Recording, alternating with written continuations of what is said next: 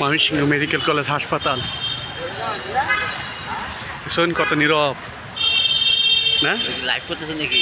না হ্যাঁ, কে লাইভ দেখা যেতেছে? নাই লাইভ দেখা যেতেছে। ভিডিও করতেছে। কিছু বলেন, কিছু বলেন, হ্যাঁ কিছু বলেন। আরে কিছু না বললে ভিডিও করলি বলি।